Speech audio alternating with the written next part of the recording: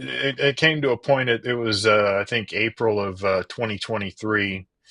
I was one particular gout attack, probably the worst I've ever had.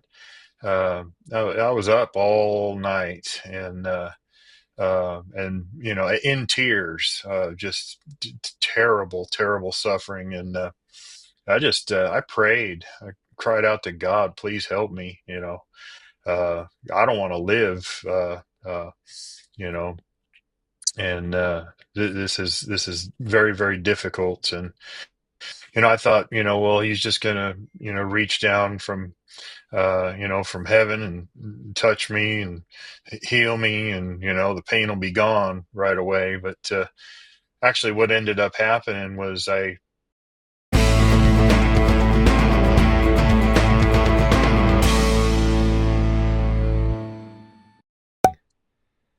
All right, it's good to have you joining us, Chris. How are you doing today? Doing well, thanks. Just getting ready for the day. I'm going to see if I can adjust my screen so I don't look like a tiny person next to you there. There we Let's go. see. All right. So, man, I tell you, I saw your story when you submitted it and I thought, man, that is quite the transformation that you went through. And Yeah. anybody seeing the thumbnail is certainly already seen some of the difference between your before and after. So I Mhm. thought I would have you on to give us your perspective on carnivore. So what was it that brought you to carnivore to begin with? Kind of give Well, us a little I background on you and talk about some of your absolutely. history, what your life was like before carnivore. That way we can get a picture of what it was like then because I know there's somebody out there now who's right where you were when you started and they might Exactly. identify with your background. Yeah, I was at my heaviest. I was nearly 300 pounds, and just very unhealthy. Hurting quite a bit. I was in a lot of pain from different health issues, and a couple years ago, I was facing some really expensive medical tests coming up, and all the stress involved with figuring out how to pay for all that stuff, and still needing to work and be able to produce in the midst of it. I'm a contractor, so going to people's houses, and I need to be able to perform my duties well and do a good job for them. And I was suffering. I was hurting really bad, and pretty frequently I'd have just terrible, terrible gout attacks that would put me into a place of not being able to walk. For a month at a time. Sometimes I'd be limping and just terrible, terrible Uh, pain. So. Uh, I'd go to the doctor and I'd have them tell me, well, eat less red meat and, do this diet and take this medicine and follow their directions and still have the issues.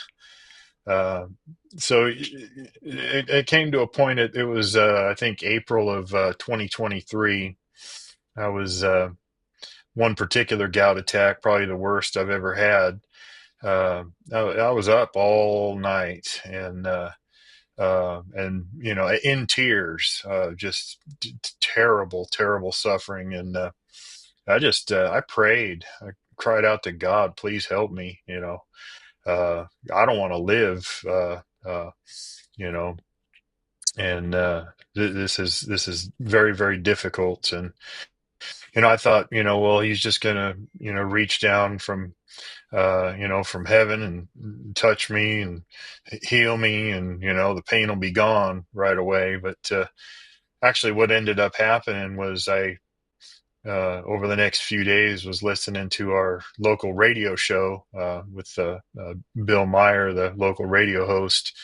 He was in a discussion with somebody about the pain and the suffering that people face in their lives was the result of inflammation in their bodies, and the inflammation being the result of toxins, and the poisons that we consume. And it kind of started off. I feel like that was the answer to my prayer, was that simple reality, coming to understand that, well, I was harming myself with the stuff I was consuming. So kind of started making a diligent effort to make some changes. I uh, made some definite changes starting about 2 years ago, and stopping any consumption of alcohol. I'd like to drink quite a bit of beer and all that kind of stuff. This month it's 2 years, um, and since I've had any. But I had some terrible habits. I'd work all day long, and if I didn't eat breakfast, which would usually be some kind of oatmeal or something, um, I wouldn't eat all day long. And then I'd get off work, and I'd hit the minute mark or whatever, and grab a Snickers bar and a payday, and some Reese's peanut butter cups, and a big soda, and before I even got home, I'd consume all those, and then eat a giant Goodness. meal, and afterwards, yeah, you got to have dessert, and some ice cream with it. I mean, I just did terrible, terrible habits of consuming stuff that just it was making me sick. And I started listening, and I found Jordan Peterson talking about uh, him, and the changes with his daughter, and the problems that she was facing, and the uh, wonderful things that happened as he began to embark on that journey of consuming just meat. And I thought it was crazy. There's no way I could do this. Took about a month or two of kind of digging in and learning and listening, and then in July of 23, I just decided to go for it, and I started, and actually journaled ever since then. I write every day, what I'm eating and how I'm doing, and I just started seeing right away a huge change in the way my life was going. I immediately, I mean, within weeks, possibly even days, just feeling a whole lot better, and started losing quite a bit of weight. And it was an amazing thing. I just stopped eating all the sugar. I think for a while there, I'd still consume some Greek yogurt or something like that, but it was mostly ribeye, and uh, just eating steaks, eating beef. And boy, it was an amazing, amazing thing that happened to me. I noticed you said you were on standard carnivore diet, but only meat. So are you doing lion diet? Because it sounds like it's lion diet if you're doing mostly beef, but if you're doing only Yeah. beef, I should say, or only ruminants. Right. Yeah. Mostly. I mean, I do eat, a little bit of cheese, and I still do drink coffee and such, but it's mostly water and beef. Okay. Well, So people want to know. That's one of the things they're yeah. curious about is okay, what exactly worked for you?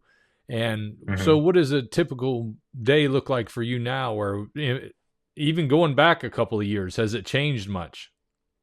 Oh, it's tons better. I wake up early every morning. Instead of being uh, just overwhelmed with the pressure of the day, I'm energetic and confident. I can get through this. I can go serve my customers, and actually with a degree of joy and gratitude that is tough when you're facing all the pain and the suffering. Um, it's quite a bit better.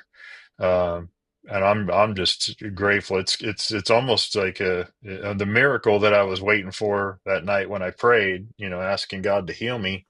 It came as the result of just seeing, maybe I'm the one causing the problem for myself with what I'm choosing to consume. And if I stop consuming the toxins, maybe I'll feel better. And I, that's what happened. That's exactly what happened. That's awesome. Well, you've had Yeah. quite the transformation, and you started when you were 53 because you're 55 Uh, now.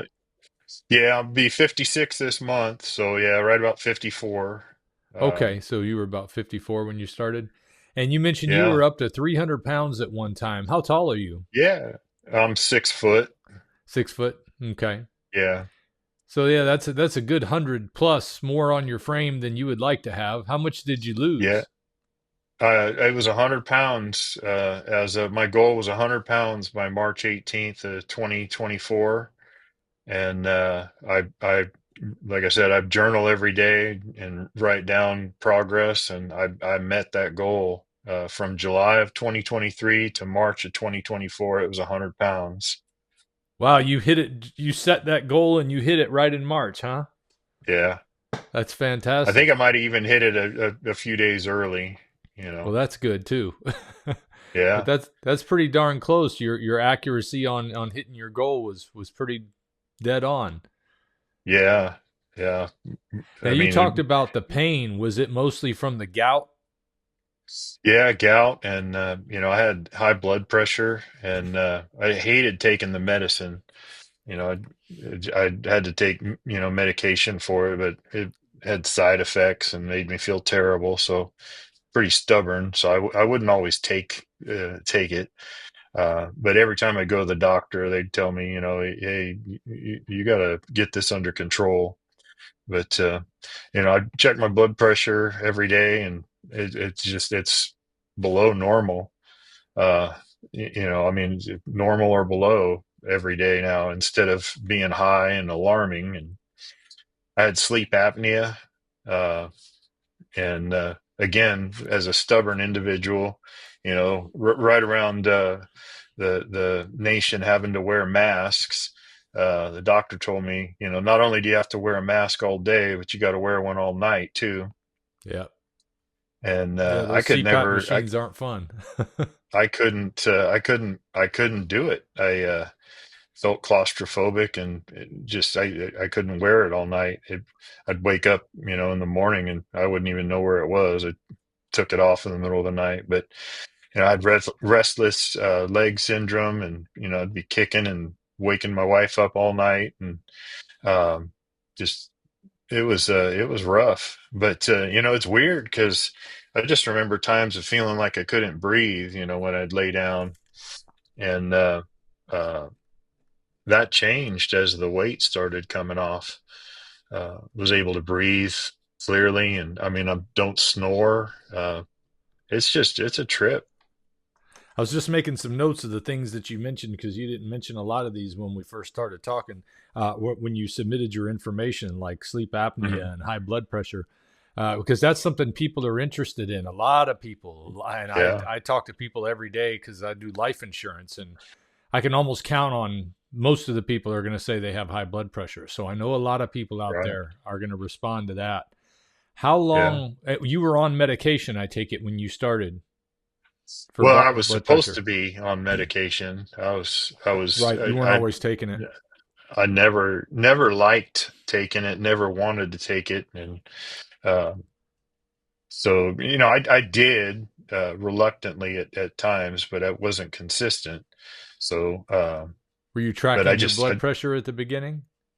at the beginning of my carnivore journey, I probably after my first physical, I started in July of 23, and then my first physical was in September of 23, where they told me, you're on a fad diet and better watch out, uh, all that kind of stuff. But I think at that point, my blood pressure was already down quite a bit, closer to normal. Okay, that's what I was curious about. If they had Mhm. anything positive to say about your blood pressure numbers in your first visit, Yeah, especially after only 2 months, because I know within 30 days of me starting the carnivore diet, if I didn't stop taking my blood pressure medicine, it would go so low that I'd start to feel woozy. So I had to stop. mm, And then about 30 days later, I saw my doctor for the first time after starting carnivore. And he's like, yeah, you don't need blood pressure medicine. If you haven't been taking yeah, any for a month and you're coming in here with 120 something over 80 something, you're in good shape. yeah. So is that That's kind of awesome. how it Yeah, happened? I mean, yeah, did the doctor take you off of blood pressure medicine on that visit yeah, or okay. yeah, yeah, yeah. It's all So removed. I don't. you would think if they're able to take you off of medicine, but their focus was you being on a fad diet rather than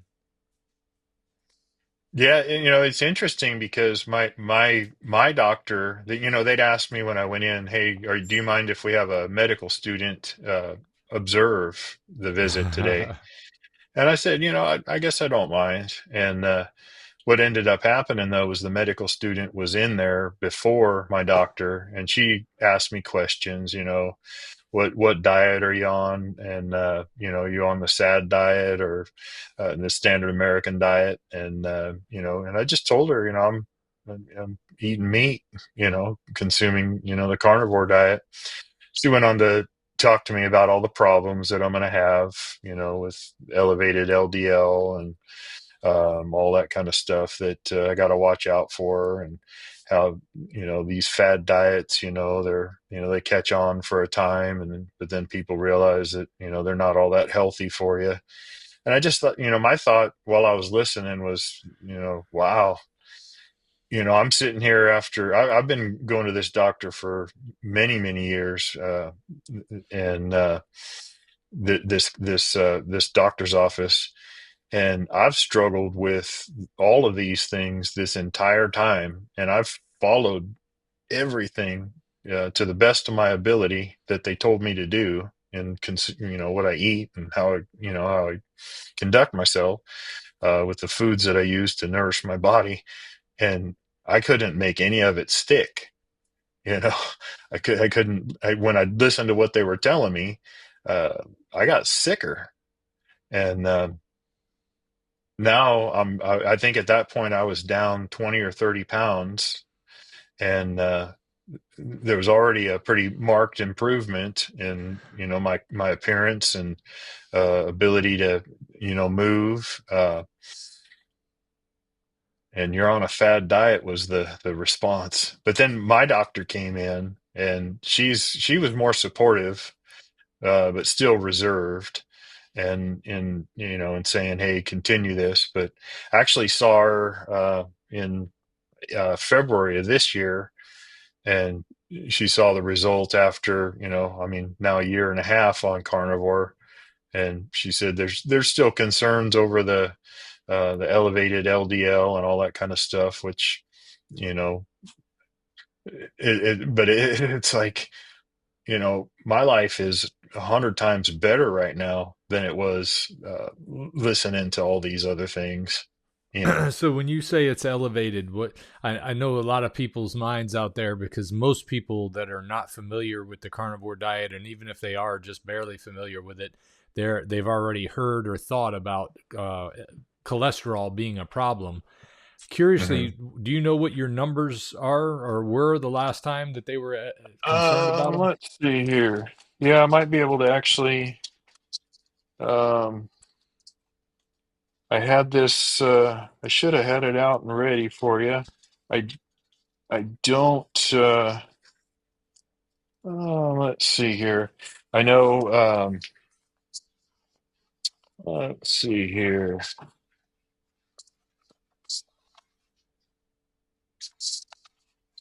They didn't do an advanced lipid panel, did they? They just did your standard lipid panel. Yeah, it was 178. 178, and Was they're worried about that. Yeah, yeah, That's crazy. I mean, amazing. normally they don't start making a kerfuffle unless it's over 200. But even that Yeah. is ridiculous for them to get excited about if they're not paying attention to what the numbers are actually looking like within it. So, what Well, were to your her credit, triglycerides and your HDL looking like? yeah, the triglycerides 94, HDL 57. Okay, so those are getting in line. What were they like before that? Do you know? I don't have my last one, but I know they were probably, a little bit different. That was after 2 months, or that was recently, This was in February of this year. February this year. Do you have any Yeah. idea where your triglycerides were before? Is that something you kept up with Oh, at all? it was terrible. I mean, they were super high. I can't remember the exact number, but it was a concern every time I'd go in to see the doctor that the triglycerides were so high. Okay. And your HDL, you're familiar with that at all? Was that before? Was it lower? Was it about the same? I'm not sure. I just That's okay. focused on the main one there, or the I the don't one mean that to they put were saying they were concerned with. Yeah, I don't mean to put you on the spot. So triglycerides were the biggest concern they had beforehand, and now they're a Yeah, little worried about the LDL because the LDL was yeah, elevated. What was your yeah. LDL on that reading? On this one, in February this year was 178. Oh, 178 was your LDL, not your total cholesterol. Yeah, my total cholesterol was 254. Okay, now that makes sense why they did that. Because if it's over 200, your traditional doctors a lot of times will react that way because Hmm. they're not as up to date on what's going on with cholesterol because they're still going on old information that came down from Correct. Ansel Keys and his 7 country study, which left out a Yeah, lot of information on purpose. yeah. So yeah, it's just interesting to hear what the numbers were. So because when people out there are trying this for the first time, they might see their numbers creep up on their LDL and they get Hmm. concerned about that. But I think it's important that people notice what was your HDL and your triglycerides before. Because if that HDL number is going up and that triglycerides number is coming down, then you're moving in the right direction for proper metabolic health. And really, when you Hmm. take those two numbers into account, plus your waist size compared to your height, I forget what Hmm. the exact ratio is, but I think it's 2 to 1. And if your height is significantly more than the 2 to 1 difference of your waist size, then that was where your metabolic health would be concerned if your numbers Right. were not perfectly in line, like the triglycerides being lower and the HDL being higher. But those three things Sure. together, waist side, triglycerides, HDL, if those numbers are in good shape, generally, if you can look at only the basic lipid panel, that gives you a good picture of what's going on. And the LDL Hmm. number, in my opinion, and from what I've researched, doesn't matter at all if those three things are in line. Right. However, different doctors will say different things. The other thing is with LDL, I've seen people hit numbers over 500 on LDL, Hmm. and they're raving about how much energy they have, how good they feel, and the doctor is Hmm. focused on this LDL number. It's going to put if I don't do something about this, I'm going to get in trouble for not telling you. And so, well, okay, doc, well, you told me. I feel fine. I don't want to do anything about it. Is kind of the way I would Yeah. feel. Strangely, my numbers aren't high like that. I understand a lot of people are more like me, where their numbers stay very normal, and I actually Hmm. get worried that my cholesterol numbers aren't as high as they could be because I know cholesterol. The higher the cholesterol is actually associated with less longer lifespan, not less lifespan, Mm. but a longer lifespan, and that sounds like a good thing to me. That's the way I would like Yeah. to go when it comes to having a diagnosis that I'm going to have a longer lifespan. Yeah. So yeah, those numbers aren't, Absolutely. aren't aren't anything to be concerned about. That's for sure, and that's good that Hmm. that you're able to cover those things. But I know your doctor is going to be concerned as long as your LDL is over 100. They're gonna have concerns. Well, hopefully, as things progress and more folks are enjoying a better quality of life from these things, and Yeah, perhaps more studies come out, and long-term uh, results from this way of living. She said she knew. When I saw her this year, she said she remembered, the course I'd chosen with Carnivore, and recognize this as kind of part of the pattern of the way it works. But it seems like the concern was, the buildup of plaque in the arteries and such, and uh, but with kind of a non-carbohydrate fueled metabolism.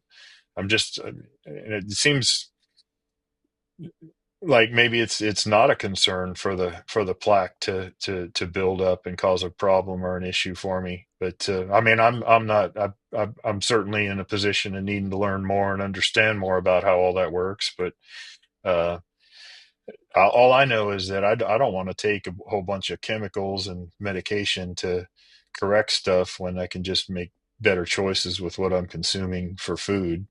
yeah. Well, Eating maybe nutrient dense asking your food. doctor what she would she mind or looking at what your artery plaque looks like, doing a CAC scan Yeah. and seeing what it looks like. Now, the only question that might linger in your mind about that is, how did it look before I started carnivore Hmm. diet? Has it actually come down? Because you won't know if you've never checked it before and you're checking it for the first Right. time now, and you find out that there's some blockage that could give her ammunition to say, see, this is what's happening here. That's where it's Hmm. good to have a baseline. At least if you get one done this year, maybe next year you can have her say, all right, well, let's do another one, because I'm still, at least in my case, I know I would be like, well, I'm still going to do carnivore. So if you want to check and see Yeah. how it's affecting it, let's do a CAC this year and let's do another one in a year and see where I'm at. Hmm. And then we'll know Yeah. if it's going down or going up or what's happening. That's good advice. I suppose ultimately I'm at peace with the condition that I'm in right now and feeling good. I feel better now. I'll be turning 56 in a next week or two, and feel better now than I did when I was 30. That's You great. know, I just it's amazing. Well, since she seemed curious, it sounds like your doctor's a little bit curious about how this is working for you and why it's Hmm. working for you. So that's why I was thinking that would be a good suggestion with the CAC. Yeah. But Yeah. that's up to you. You obviously don't have to do that. But the more doctors we can get on board to being at least curious about what's going on and start to put some of that brain power they've got toward actually recognizing that people are getting healthier this way, Mhm. then maybe they can spread some of that information to their other patients at some point. Well, that seems to be the objective, or at least part of what I'd like to do and sharing with folks, because I just watch so many people suffering and hurting, and almost every time I'm thinking, maybe it's something that you're eating that's causing the problem for you. I have a buddy that's a mechanic, and I was having some issues with my van, and he started teaching me that, hey, I got to teach you something, man. The fuel you put in your vehicle uh, is going to have a definite effect on how it runs and operates. You put low grade or poor fuel into your van, and it doesn't take long before there's issues that come up with it. And I just thought, well, maybe that works for my body as well. If I put low grade garbage into it, and then suffer all sorts of inflammation and difficulty because my body can't process it. Maybe if I started putting something better in it, it'd run better. And seems like it's pretty consistent with the truth. Definitely have seen some good results. Talk about those times when you talked about your doctor. You mentioned that they had recommended a certain diet or certain things to eat. What were the times that you tried their plan for what was going to make you healthier? Yeah, I was in a place where they were wanting me to eat a whole bunch of salad and vegetables and fruits and have all the servings of all those things. And, you know, I'd do it, but candidly, I always enjoyed eating meat. So, when they tell me, you gotta, reduce the amount of red meat, reduce your portion size, can't eat any bigger than a deck of cards, or you got to eat mostly the green leafy vegetables. I'd try it, but I could never stick with it because I didn't like it. I'd make salads, but then I'd have to fill it with all sorts of ham and turkey and you know other stuff to make it interesting for me to eat on a consistent basis. And I did. And but then I probably, one of the failures might have been overwhelm it with all sorts of salad dressing and other condiments, sunflower seeds and croutons and stuff, just to make it more palatable for me. But I could never last very long doing that. Do it for a week or two, and just didn't enjoy eating that way. Yeah, I feel you. I went through those periods of trying to eat all the salads and stuff, and it just you wind up sneaking stuff on the side. You're trying to trick Hmm. yourself sometimes. Like, did I even see Yeah. myself eat something that I shouldn't have eaten? Yeah. But That's when what you're happened. Yeah. so, what's it like when you're eating meat though? Oh gosh. When I started, it was, I'd eat pretty much just one meal a day, and I'd eat a ribeye, and I'd be full. Wouldn't be hungry for. I mean, and it would usually be about 4 in the afternoon or something, and I'd feel good until That the next day. that was when you would eat, is at 4? Yeah. Okay. How big of a ribeye? How much meat were you eating every day? You think in the beginning? Were you Uh, tracking that? Yeah, it was a little, probably, 1 to 1.5 pounds, and I, I'm, I think now I eat more, but because I'll eat usually a ribeye and a pound of ground beef every day, uh, and the ribeye is usually at least a pound, pound and a half, Yeah. but I'd usually, be along those lines, but I wouldn't have anything going along with it. Usually, just butter and salt. And I think I eat eggs too every day. About 4 eggs. So, Okay. So now you're getting a little over 2 pounds of meat every day. That sounds hmm. about right for somebody, in my opinion, 6 feet tall. That's at your Yeah. weight, because we're right at the same body style or body shape, Hmm. and that's about what I eat, is about 2 pounds of meat a day. Sometimes a little more, Yeah. sometimes a little less. It just depends on what my Yeah. hunger is doing. Yeah. Yeah. Now, because I started working out, I think I might have been watching one of your videos because I've watched you for over a year now, and enjoyed your videos, along with many others. And, um, just on working out, and like Dr. Berry talks about, going outside and playing, just work hard and lift heavy, eat meat and lift heavy things. Yeah. And, but I noticed, and I didn't really work out at the beginning of all this, but I did start, probably the beginning of last year, doing resistance bands, and and I notice I am pretty hungry, when I'm exerting all that effort and energy, and so now I'll eat a couple times a day Okay. So your instead of just energy's once up a a day. little bit. You need a little more Oh yeah. fuel. Yeah. Yeah. Well, that's a good thing, and you're able to do it without packing the pounds on. Yeah. Yeah. I've been pretty consistently, right at, between 185 and 187 every day. So, Were you always kind of struggling with your weight? oh yeah. Yeah. For 20 plus years. When I was a kid, in my, early 20s, probably up till I was about 28, I was really thin.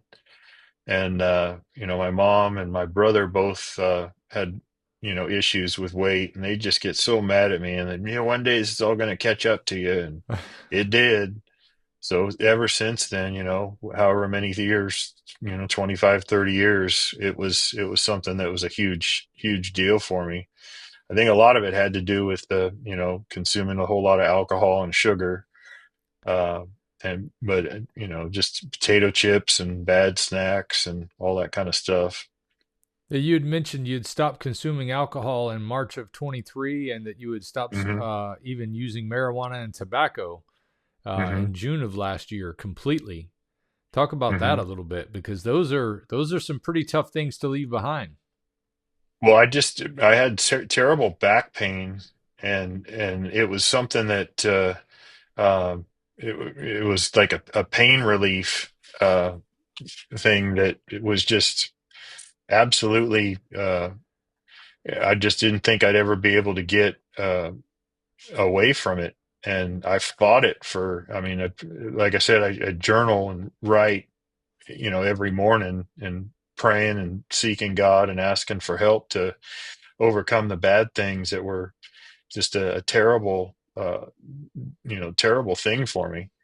And, it's almost like when I stopped, um, or when I started to consume the stuff that nourished me and made me feel better, um, the pull that I felt to engage in those things that were harming me got weaker.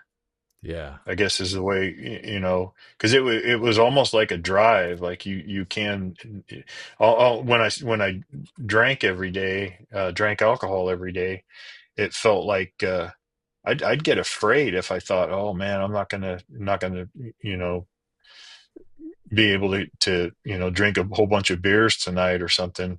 I'd have this fear. I can't live without that. But it's like the strength of that and the ability of that to pull on me decreased, and to the point where it's like with the sugar and the carbs and everything else that I felt like I was addicted to, it just ended. And it's not even something I have to use energy to fight anymore, if that makes sense. Yeah, well, it makes absolute sense because I know what it was like, especially the alcohol and the marijuana, for that matter, as far as the pull that it has. Hmm.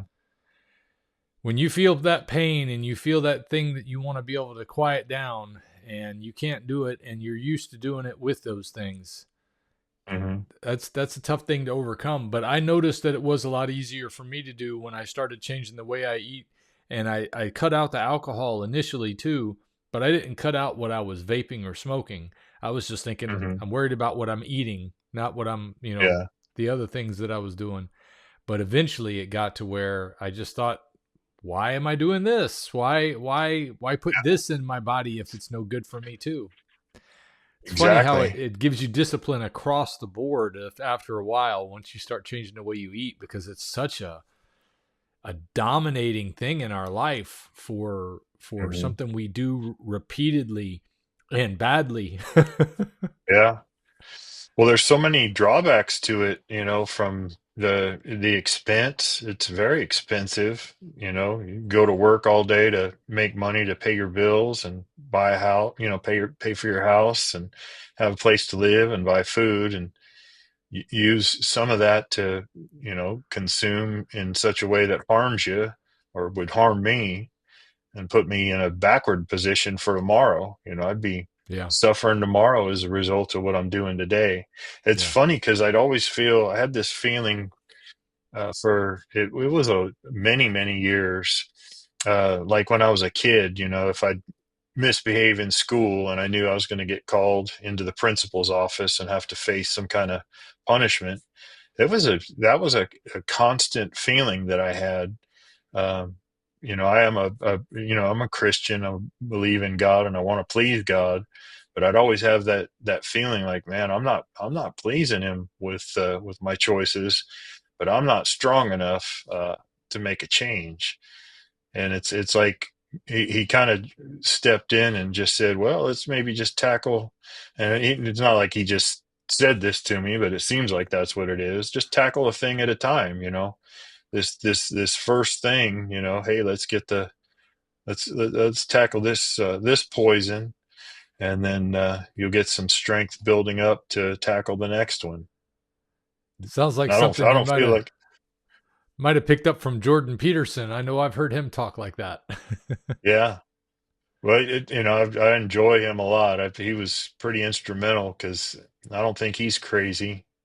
People have said I'm crazy. That's one of the things that, I've always been a fanatic. I pastored a church many years ago, 20 years ago, and packed up my wife and my son, and uh, he was 4 months old at the time, and we sold our house in Southern California and moved to the uh, middle of the desert in northern Nevada to preach the gospel. And Wow. we were fanatics, just absolute nuts, just trying to do what we thought was right and good. And you know it's just I've always been that way for good and for the not so good stuff.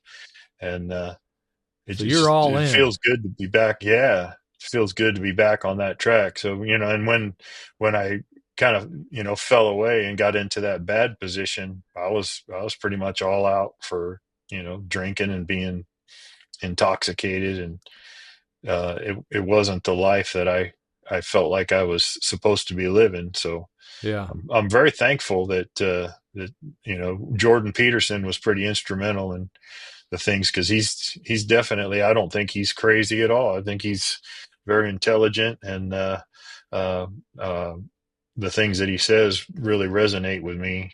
Yeah. And when he spoke of just eating a steak, eating a ribeye, and it's like, man, maybe I could do that. Maybe that isn't crazy.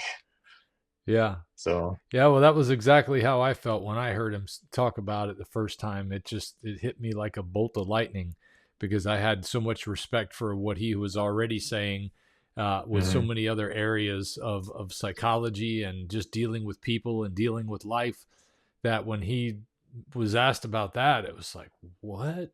Okay, wait. If he's right about mhm, all of this, I want to know what's going on with this, because that yeah, is the opposite of everything I've ever been told, with the exception of what I yeah, learned doing the Atkins diet. And even then, mhm, I got to where I was jaded about that because it went commercial, how Atkins, mhm, the products went yeah, commercial, especially after his death. But yeah, yeah, he had a big influence on a lot of us, it appears. absolutely. So thank goodness for him. Yeah, That was the prayer that most of us had. We needed somebody to give us a good little bit of guidance. yeah. Well, it's funny because I hear now, I'm feeling so much better. I haven't had I've had a couple of gout flare-ups over the past 2 years, but no major attacks that stop me for, days or weeks or months on end. But I'm feeling better and looking better. Got tons of energy, but people still, I had somebody tell my mom that, oh man, he's going to die, if he's not eating fruits and vegetables, and upset her real bad. And why do that? Yeah. Why say that kind of stuff? It's just Well, they've been amazing to me. convinced of it. They've been convinced Hmm. of propaganda that we thought. I mean, we thought it at one time. We thought it was like, Hmm. yeah, but I'm not going to eat it. So it's like, forget it. I'm not going to eat the vegetables. That's Yeah. where I was. And I would eat some of them. I remember thinking that I had my favorites, things like asparagus now. And I look back and think about eating that. I'd be like, why? That was like eating Hmm. seaweed or something, because it was Yeah. slimy and you could bite it but not really bite it and pull the strings off. And I'd be like, yeah, I love this. No, I didn't love Yeah. it. It was just Yeah. trying to convince myself so I could eat something that was green, trying to convince myself that spinach and kale tasted good. Oh yeah, as long Oh as it had God. plenty of butter and some salt on it, then it wasn't that bad.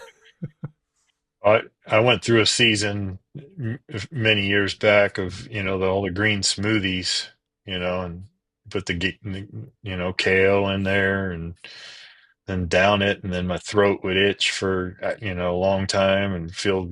I mean, I thought I felt okay, but I couldn't keep it up. Yeah.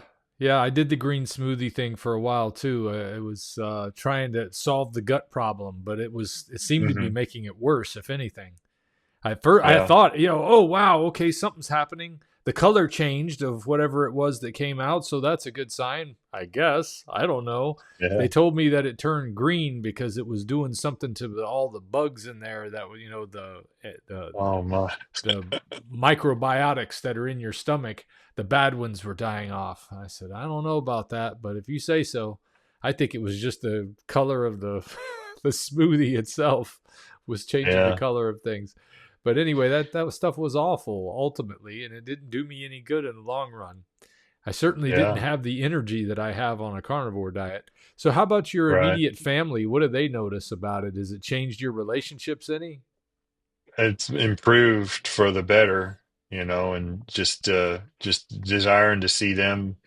My wife is wanting to eat better, and making some changes. She just definitely sees the changes in me. It's like you know part of the diet I was on before, and I know this is probably pretty familiar, but I mean all the vegetables and things that I consume made me difficult to be around after a meal, full of full of air and such, you know, and you I get you. hardly do that anymore. Yeah, you know. So it's funny, you know, the positive changes and the fact that I sleep all night instead of kicking and you know, with the restless leg syndrome, you know, I could never feel like, you know, I always had to be moving my legs and I know that stretching, feeling. and it's just very uncomfortable. But it's like I lay down now to go to sleep, and I'm out. You know, it's it's neat. So your family hasn't joined you on it though. No, not yet, but still working on it. I love my mom, and you know, trying to help her. So I'll I know you how know I'll tough it cook can for be. her. And, yeah, help her to. She's facing a lot of pain issues and a lot of difficulties, and just try to help her. And it's something I don't know if I really ever would have seen or come to understand this if I hadn't faced the pain that I did, and that genuine prayer and that cry out to God. And you know, 2 years ago, I was like, at the end, I didn't want to live. Yeah. It was like but then I was like, I gotta be here. I can't leave my son. I can't leave my wife or my mom from dying before I'm supposed to. So I've got to do something. And even though it was hard, it's I did. So and that's when I found this. So Is it hard for you having to eat in a household that eats, the standard American diet, and you're doing the carnivore diet? nope. It's Oh, that's good. it's funny because they just kind of know. You know, they know partly. Like I said, I'm stubborn, you know, and they don't even there's no issue. And I'll try to cook, you know, cook for them and help prepare stuff for them. But we do have those conversations frequently. You know, my wife is like, yeah, I think I'm going to do that. I'm going to try the carnivore diet. Do you guys eat together or do you eat separately? Usually separately. Yeah, just because our schedules are different, and I try to eat early, you know, or late afternoon, because I don't like to eat too close to when I go to bed. Because I do try to usually go to bed by, you know, 8 or 9 o'clock at night, because I get up super early to get ready for work and stuff. But my wife usually works till about 6:30 or so. So, but I'll try to cook for her, or have, you know, have some meat prepared, save some from what I cook, so it's ready for her when she gets home. I was kind of curious about how if their food ever attracts you, like it's, oh, I could just have something real quick because I don't have anything made right this moment. Does that ever? Nope, It's that's not. funny That's now. good for you. Yeah. Christmas time, you know, and all the treats and everything, all the homemade stuff that you know, if a family member or friend would bring over, you know, all the, you know, brownies or, you know, Christmas cookies or whatever, it's like that. I don't want it. But it's funny. I don't even have to try to not want it. It's and that's never been. I've never experienced that in all the years I can remember. Just I feel satisfied. You know, I'll eat a ribeye and, you know, some eggs, and I'm good. That's pretty impressive considering you talked about how, coming home from work, you grab a handful of candy bars and have Yeah, those before you even eat supper. And yeah, that's a big turnaround from having that type of an impulse to not having impulse drive you like that. yeah. Because I know I still struggle sometimes with the impulse of grabbing Hmm. something that's available there, even if it's like it's not even that bad. This is most of the time. My idea of cheating is having a piece of bacon when I'm not. I'm lion diet, so I eat only ruminant animals. But very often the bacon will get me whenever I'm making Hmm. breakfast for the boys or something like that. So but it affects me negatively, unfortunately. So I have to stay away from even the bacon. But I was just wondering Yeah. how that was, because a lot of people do struggle with having family members who are not on the same channel that they're on when it comes to their Right. diet, and it makes it easy. It's kind of like being a drug addict and you still live in the same house with all the other drug addicts that you were doing it Hmm. with before you got clean and sober. Yeah. Uh, it can be rough. Well, I'm glad that's not a difficulty for you. Yeah, like I said, it's funny. I don't know. It might partly be from just remembering uh, the pain that I was facing, and having such a solid connection between the sugar and the pain that I was feeling, the consuming of the sugar. I don't know. I don't know if the right way to say it as it's an aversion, but I just it's a repulsive thing almost to me. Uh, and I kind of, for that reason, sometimes as the days continue and more time goes by since I experienced the pain and the fear of dying and not wanting to live, I sometimes think maybe the intensity of that memory will decrease, but it hasn't so far. I don't want to go back. Is what I'm ultimately saying. I just don't.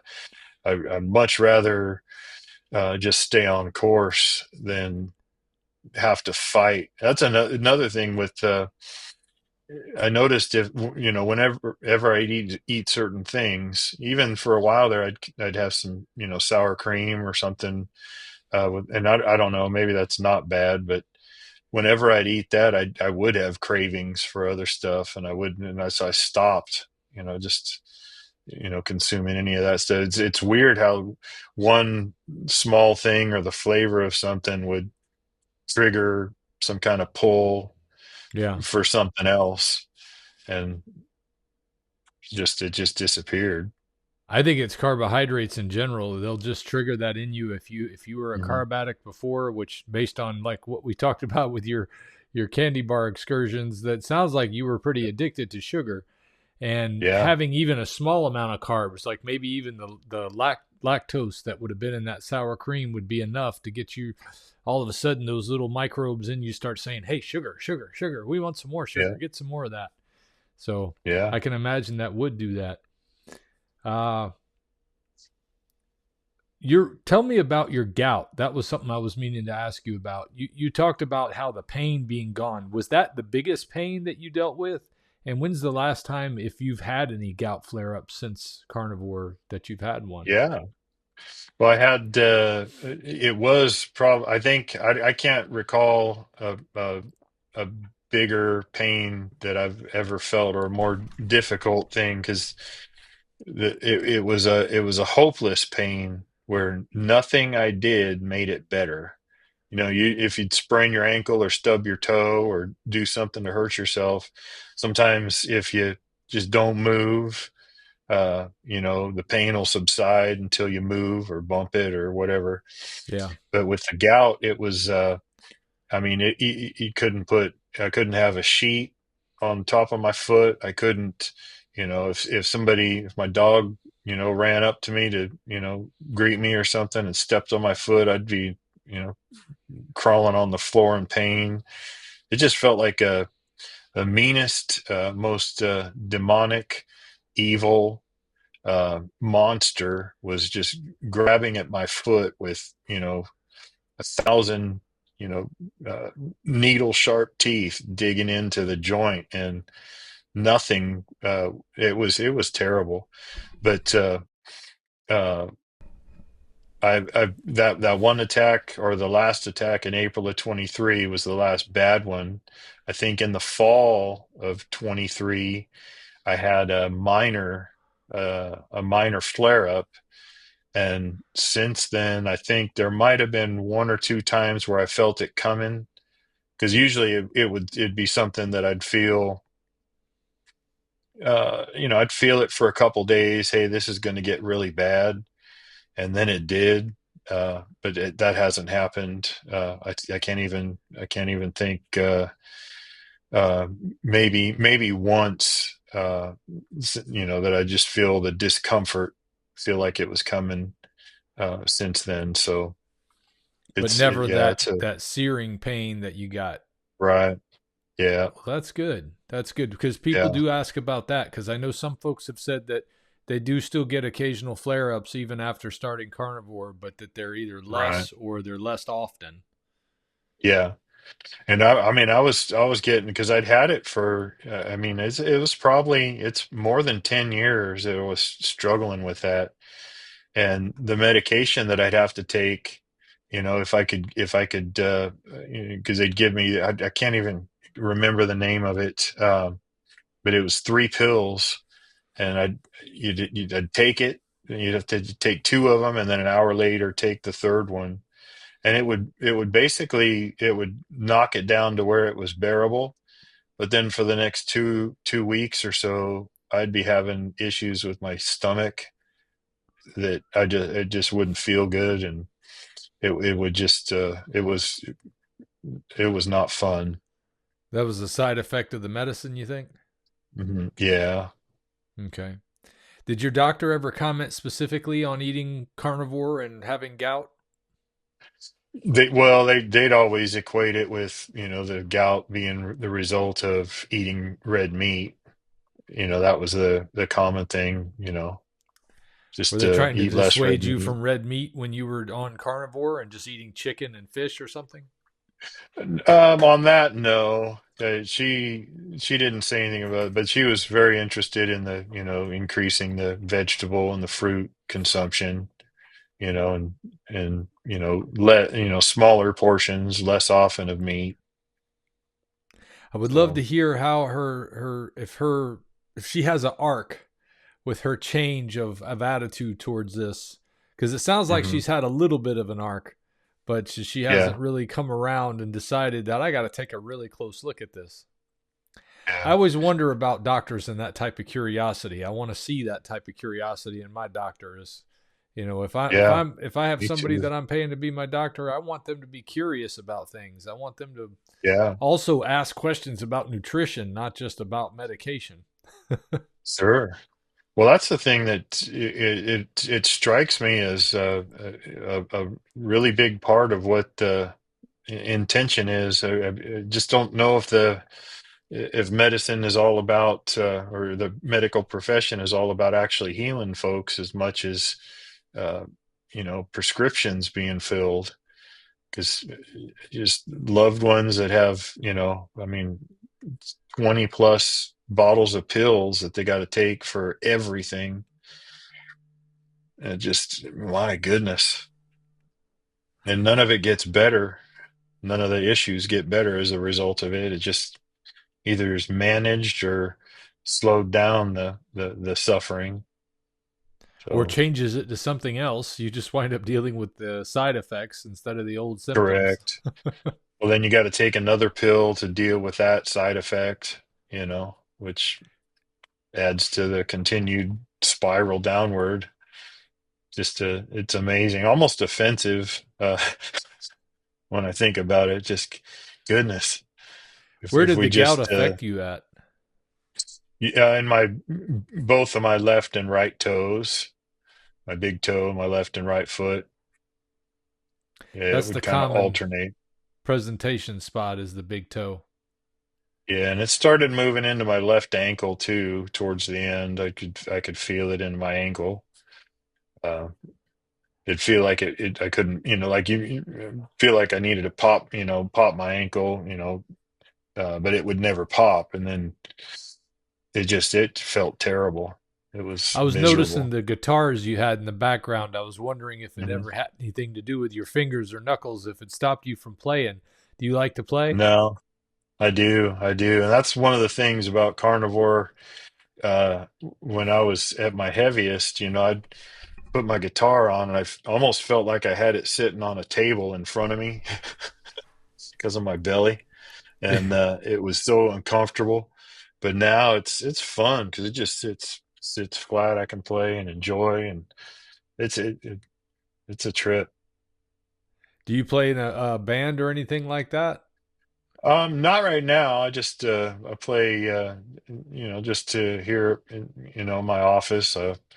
been practicing pretty hard for the past few years and digging in and learning. I've been playing for a long time. I was part of the worship team at my church all those years ago and other churches. So actually, now that I'm feeling so much better, looking to play with other people again.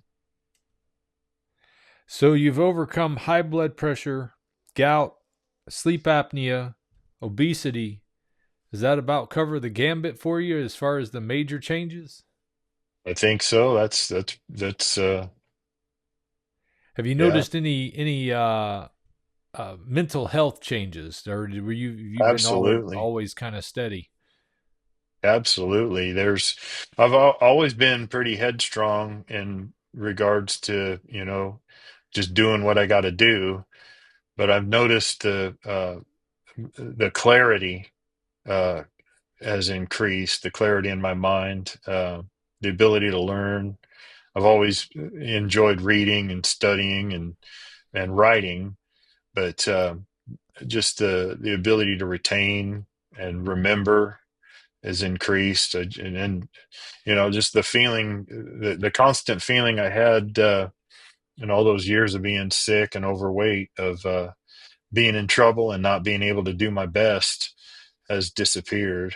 I feel like, when I go off to do something, I can put my all into it and be joyful about it. So it's definitely been an improvement. Well, that's wonderful. And the other thing that I often talk about on my channel is, I talk about the physical benefits, I talk about the mental health benefits, but also Mhm. the spiritual benefits. And I don't know Yeah. if you've noticed that, but you talk like you're a spiritual man. So I'd love to know if you noticed anything changing in that regard. Obviously, being able to quit alcohol and anything Hmm. else that dulls your senses is taking you in Yeah. the right direction in that area too. Absolutely. I feel like in one of my journal entries over this past year, um, I wrote down, I can hear God again. I can hear when I'm reading the Bible, when I'm praying. It's like I can hear him, you know, when it felt like he was far off uh, during all those years of, me making bad choices. I can hear what he's saying, when I'm reading and studying and praying, and just hearing him, just sharing with me what to do, because I basically, the desire to help people is always been kind of the core why of why I'm here. Why am I here? I want to help people. I want to help make life better for them. And it's like that intensity, or the desire for that to be a reality, it's it's back. It's bigger than ever before. The changes and the things that we did all those years ago, just wanting to help folks in the middle of the desert in Winnemucca, Nevada.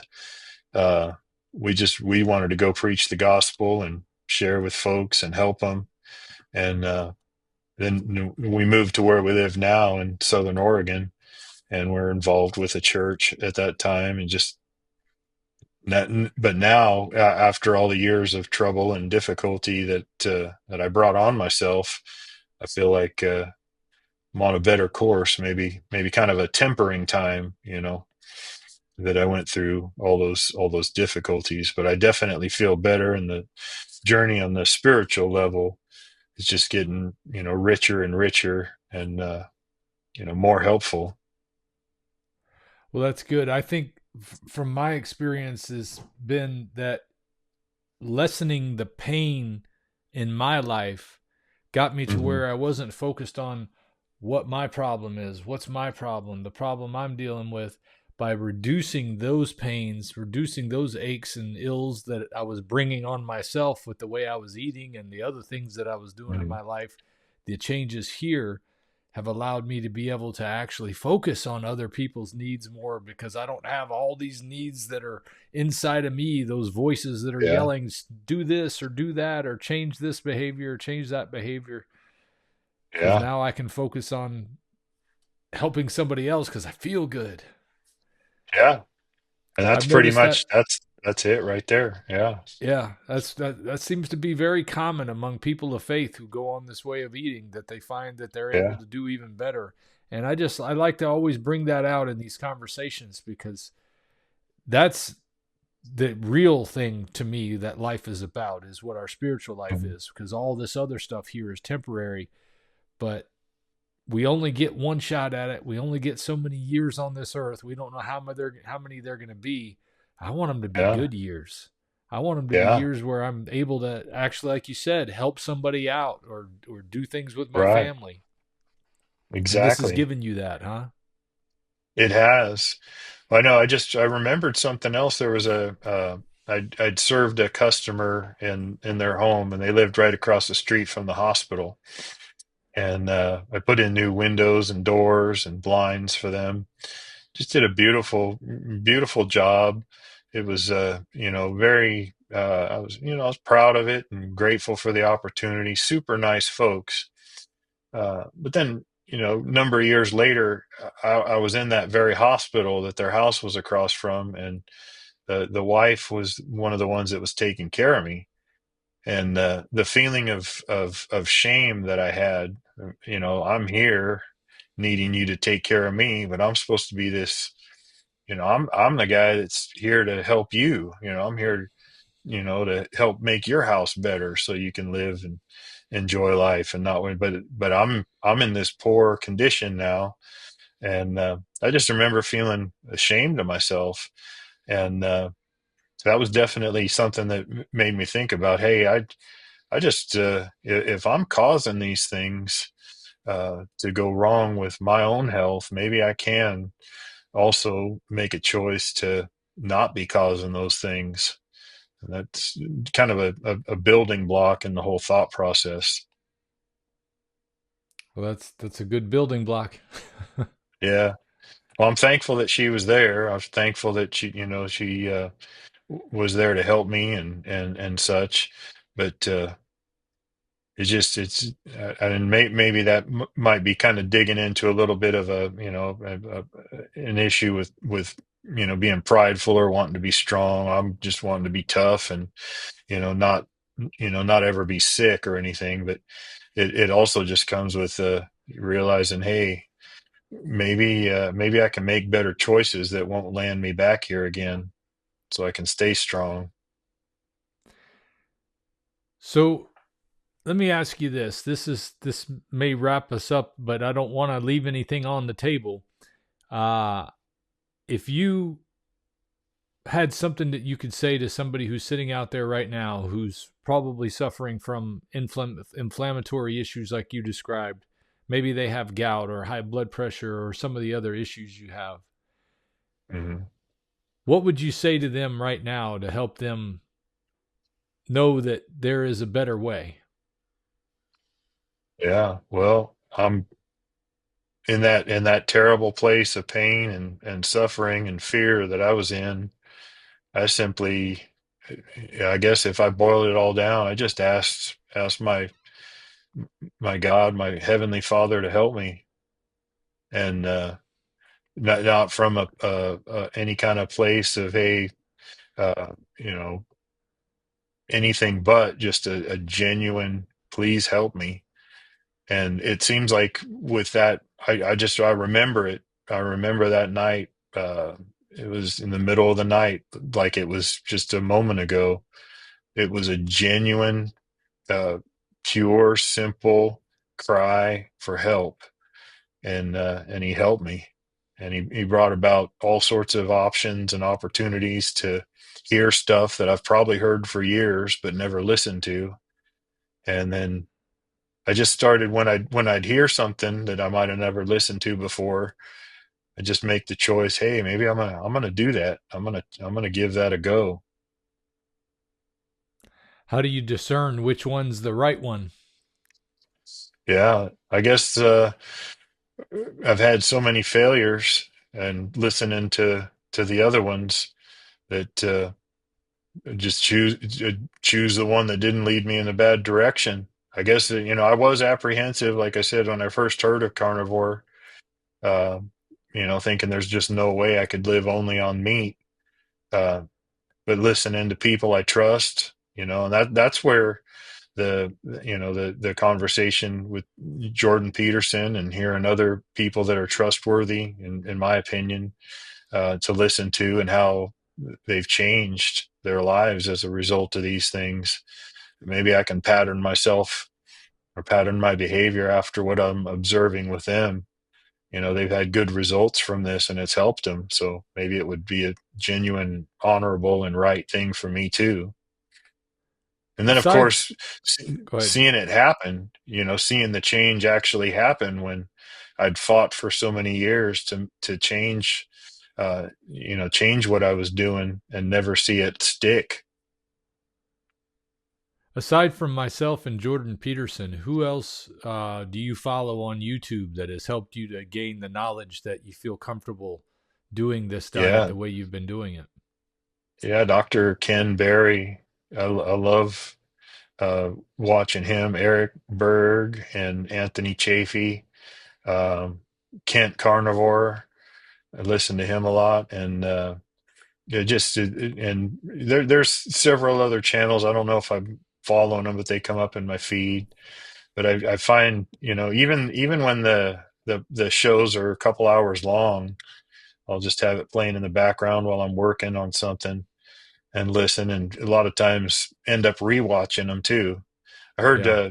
Joe Rogan speaking of a couple times that he'd gone on the carnivore diet for a month and the changes that he faced or that he observed happening with him just kind of lent some credibility to it as well. Yeah. Yeah. He seems to be carnivore curious and trying it and playing Hmm. with it and going back and forth.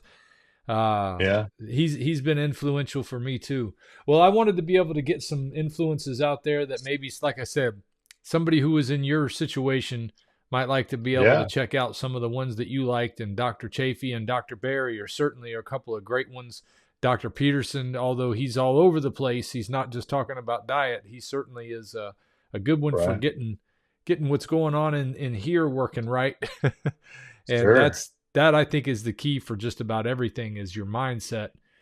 Because if you're in the wrong mindset when you hear about the carnivore diet, you're just going to ignore it and not Hmm. take any action. But if you're in the mindset where you're looking for answers and nobody's got any, this may be the answer you've been looking for. That's what I like to Yeah, tell people. Well, I appreciate you absolutely. taking the time to come on the show. Is there anything Yeah. else before I let you go that you want to share with Well, my audience? yeah, well, I'm grateful for you too, because I've watched your videos probably more than a year now. I've spent much of my afternoon binge watching a bunch of your videos, and just all the cooking tips and that are showing how to cook different things. I think I tried using an air fryer once to cook a steak, but now I'm convinced that I might go for it again and start trying to do that. But I'm grateful for you and all the effort and hard work that you're putting into this to help folks. And I just you're a treasure, and I'm grateful for you. Well, thank you very much. I'm grateful for you too. I'm grateful for everybody who's watching out there. And if this story resonates with you who are watching, please share it with somebody you think it might resonate with as well. Because these stories, these individual stories, are the only thing that we really have right now that is going to overcome a lot of the fear that people have because Yeah. of all the studies out there. Now, there's been a number of studies that are showing the benefits of a carnivore diet, but they always seem to be marginalized or pushed aside by the major companies or whoever it is that's Mhm. doing the research. And of course, the government doesn't want to hear anything to do with it because they're interested in who their constituents are and who they can get free money to so they can buy more votes. But when it comes to deciding that you want to get healthy for the first time in your life in a long time, you take a look at the food that you've been eating and really think about what the Mhm. ingredients are in there, what we've done to our vegetables with all this genetically modified organisms, what we've done to the fruits with all the crossbreeding and the mixing of different seeds, trying to make things sweeter, and then spraying these things with glyphosate and all of that. You start to wonder, wow, even when I'm trying to eat healthy, am I really eating healthy? And then it makes you rethink what is healthy. And then when you hear about people on carnivore diets who are getting such benefits, like Chris has gotten, and like I've gotten, and like so many people that I've had on here and that have commented here, you start to realize that a carnivore way of eating might be the answer that you've been looking for. Mm-hmm. And I think Chris would agree with that. And I want to just, again, thank you, Chris, for coming on the show today. Yeah. And for anybody out there who's watching, please leave your comments below, because Chris will be watching the video afterward, and maybe he'll be able to comment on some of your comments there too if you've got any questions for Chris. Can they find you anywhere? Are you doing any? You didn't mention you're not doing anything on YouTube, so I I do guess have a the channel. I've got one little steak video that I shared a steak with my Huskies. Maybe I can send you the link to that channel. But yeah, I did that a few months ago. But it's I'm on definitely YouTube. interested in, yeah, on YouTube. Do you know the name of your channel? What it says when Uh, after the at symbol? yeah, just at Chris Scott. Let's see here. Let's see here. Yeah, I'll just tell you Chris what. Scott. At Chris Scott. Okay, yeah, you just send me Yeah, a little the picture of it or something like that, and I'll be sure it goes in the yeah, description of this video. So maybe you'll get a yeah. few people checking out what you got going on, Chris.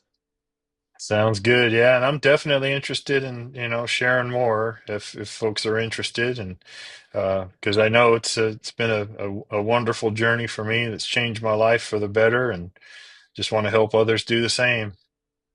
Awesome. Awesome. Well, again, folks, Chris Scott, amazing story. Thank him for coming on the show. And I thank you, Chris, for coming on. And I'd like Yeah, you to hold on after we get done here. I'm just going sure. to wrap it up real quick. Folks, All right. appreciate you being here today. Be sure to check out any other ads I have from my sponsors coming up at the end of this. And thank you for joining us. We'll talk to you next time. If we pay extra, could we maybe get some grease or fat? All right, I'm taking a look at some ingredients of a very popular soap that people use to wash their body with. And it talks about key ingredients: lauric acid, glycerin, and titanium dioxide. Sounds really healthy. And then there's a number of other ingredients in this soap. One of them is sodium tallowate, which is really about the only thing you need to actually have soap. So why all this other stuff? I don't even want to ask why. I just want to get back to using regular soap. Sodium tallowate is tallow mixed with some kind of alkaline substance to make soap. Soap basically just makes the particles on your skin more soluble so that they can come off easier. Another way I've heard it put that I like is it makes water wetter. And that's all it needs to do to effectively do its job. You don't have to have all these chemicals on your skin to get your skin clean. And ultimately, that's what you're looking to do when you buy a bar of soap. And that's what I like about Vintage Tradition Tallow Balm Soap, is it only uses tallow made from suet and extra virgin olive oil. Extra virgin olive oil is that alkaline substance that gives that tallow its soapy appeal. And it does exactly what I'm looking for it to do and nothing extra. Balm is the name of this amazing bar of soap because it actually soothes and nourishes your skin instead of drying it out like other soaps that strip the skin of beneficial oils. It's pure, simple ingredients instead of toxic chemicals make it super hypoallergenic. This large, dense bar will last a long time, making it a great value, and its soft, silky lather is just an added bonus. Get yours at vintagetradition.com and use my discount code Dante, D-A-N-T-E, when you order to save 10%.